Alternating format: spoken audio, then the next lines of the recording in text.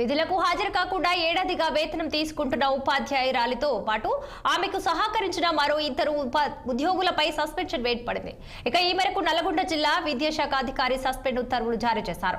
ఇక చందంపేట మండలం కొర్రతండ పాఠశాలలో ఉపాధ్యాయురాలిగా పనిచేస్తున్న పర్వీన్ సుల్తానా గత ఏడాదిగా విధులకు హాజరు కాకుండా వేతనం తీసుకుంటుంది.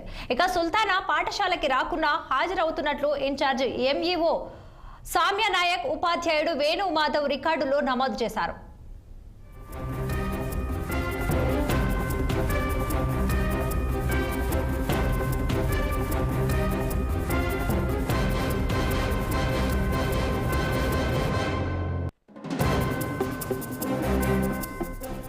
అంతేకాకుండా ప్రతి నెల వేతనం వచ్చేలా వారు పర్వీనాకు సహకరించారు.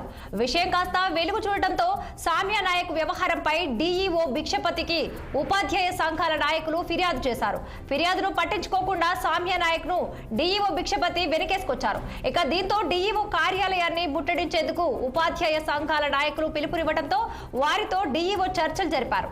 ఇక టీచర్ల యూనియన్లను వినకపోవడంతో పర్వీన్ సుల్తానాతో పాటు సామ్య నాయక్, వేణుమాధవులను సస్పెండ్ చేస్తూ ఉత్తర్వులు జారీ చేశారు జిల్లా విద్యాశాఖ అధికారి.